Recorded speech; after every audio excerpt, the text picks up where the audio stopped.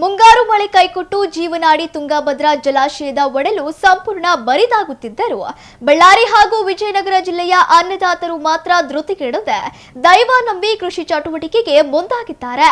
ಜಲಾಶಯದ ಆಶ್ರಿತ ಪ್ರದೇಶಗಳಲ್ಲಿ ಪ್ರತಿ ವರ್ಷದಂತೆ ಈ ಬಾರಿಯೂ ಭತ್ತದ ಸಸಿ ಮಡಿಗಳನ್ನು ಹಾಕುವ ಕಾರ್ಯ ಭರದಿಂದ ಸಾಗಿದೆ.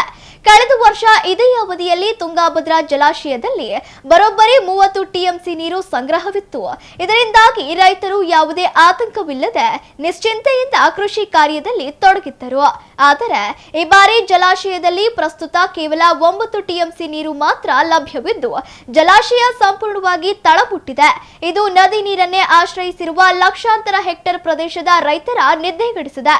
ರಾಜ್ಯದಲ್ಲಿ ಮುಂಗಾರು ಮಳೆಯ ಕೊರತೆ ಮತ್ತು ಜಲಾಶಯದಲ್ಲಿನ ನೀರಿನ ಅಭಾವವನ್ನು ಮನಗಂಡ ಮುಖ್ಯಮಂತ್ರಿ ಡಿಕೆ ಶಿವಕುಮಾರ್ ಅವರು ಯಾರು ಡ್ಯಾಂ ನೀರನ್ನು ನಂಬಿಕೊಂಡು ಭತ್ತ ಬಿತ್ತನೆ ಕಾರ್ಯಕ್ಕೆ ಮುಂದಾಗಬೇಡಿ ಎಂದು ರೈತರಿಗೆ ಬಹಿರಂಗವಾಗಿಯೇ ಎಚ್ಚರಿಕೆ ನೀಡಿದ್ದಾರೆ.